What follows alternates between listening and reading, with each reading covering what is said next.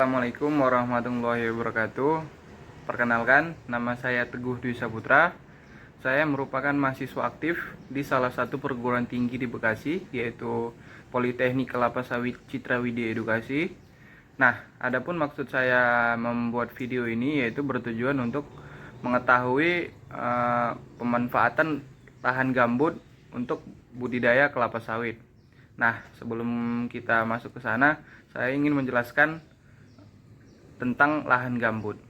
Nah, lahan gambut adalah bentangan lahan yang tersusun oleh tanah hasil dekomposisi tidak sempurna dari vegetasi pepohonan yang tergenang air sehingga kondisinya anaerobik.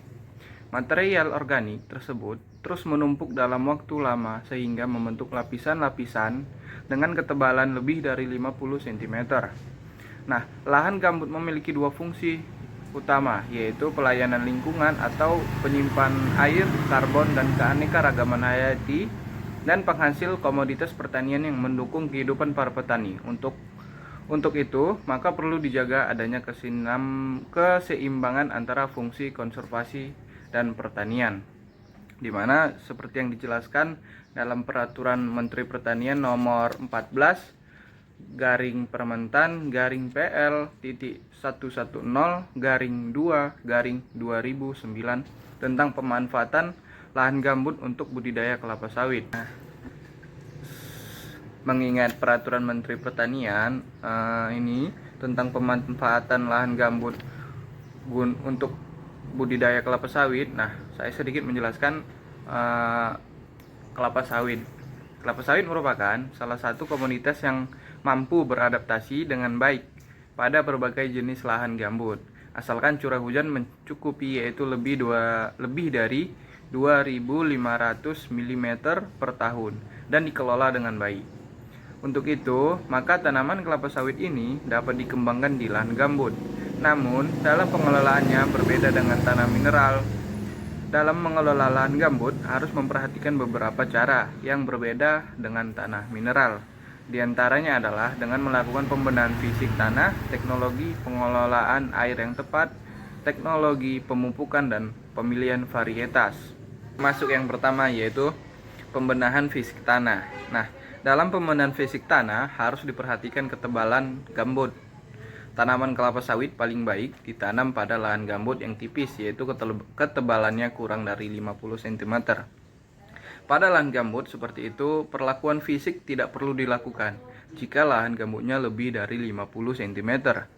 Maka gambut perlu dipadatkan agar gambut dapat menahan beban batang kelapa sawit sehingga tanaman kelapa sawit tidak condong. Pemadatan dapat dilakukan dengan menggunakan alat berat pemadat tanah atau dengan menambah tanah mineral yang dicampur dengan gambut pada lubang tanam kelapa sawit. Nah, yang kedua yaitu teknik pengelolaan air.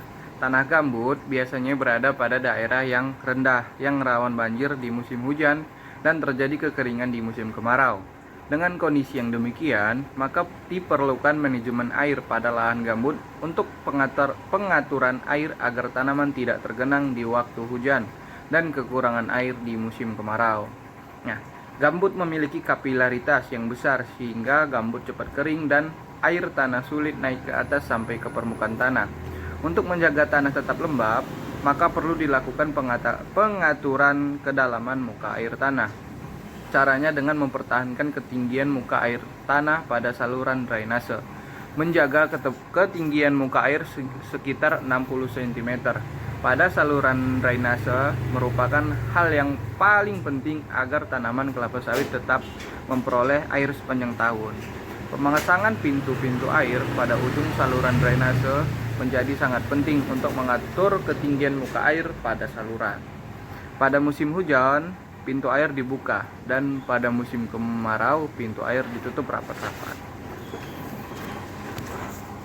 Nah, kita masuk yang ketiga yaitu teknik pemupukan. Tanah gambut merupakan tanah yang memiliki kandungan bahan organik tertinggi di dunia. Namun jarang dimanfaatkan oleh para petani dalam menggunakan unsur hara yang tersedia di dalam tanah gambut tersebut. Karena unsur hara tanah gambut berbentuk ikatan yang belum bisa dimanfaatkan oleh tanaman kelapa sawit. karena tanah gambut memiliki pH yang berkisar pada nilai pH asam kuat sehingga ketersediaan unsur hara yang bisa dimanfaatkan oleh tanaman sedikit. Dengan demikian, maka teknik pemupukan di lahan gambut sangat diperlukan agar unsur hara tanah yang sedikit dapat dipenuhi dengan optimal. Pemupukan perlu dilakukan dengan pemupukan pupuk makro dan mikro yang cukup. Pupuk kalsium, fosfor, nitrogen, magnesium, dan boron merupakan pupuk yang penting. Komposisi pupuk yang diberikan tergantung umur tanaman. Pada tanaman yang belum menghasilkan buah, pupuk N perlu diberikan lebih banyak. Setelah berbuah, pupuk K dan P perlu lebih banyak. Pupuk mikro terutama boron perlu diberikan mengingat gambut sangat miskin unsur mikro.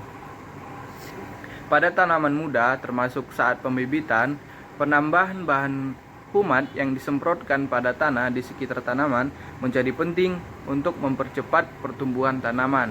Bahan humat mengandung hormon pertumbuhan.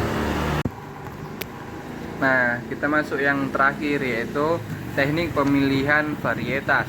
Dalam memilih varietas, perlu dipertimbangkan untuk menggunakan varietas yang mempunyai batang lebih pendek, agar tanah gambut mampu menopang pokok pohon agar tidak miring. Varietas yang cenderung lebih cocok ditanam di lahan gambut adalah varietas dampi. Semua varietas bisa dipraktikkan baik di lahan gambut atau mineral.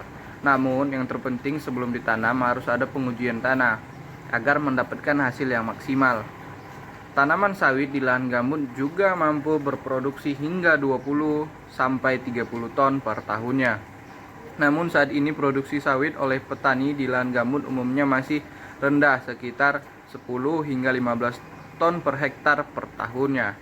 Disebabkan oleh kurangnya pengetahuan dan modal sehingga mengetahui jika menanam sawit di lahan gambut perlu perlakuan khusus. Seperti itu. Nah, kalau untuk yang lebih lengkapnya, teman-teman tinggal baca aja Peraturan Menteri Pertanian nomor 14 garing Permentan garing PL titik 110 garing 2 garing 2009 tentang pemanfaatan lahan gambut untuk budidaya kelapa sawit. Nah, mungkin itu saja yang bisa saya sampaikan. Kurang lebihnya saya mohon maaf. Wabillahi taufik wal hidayah. Assalamualaikum warahmatullahi wabarakatuh. Waalaikumsalam warahmatullahi wabarakatuh.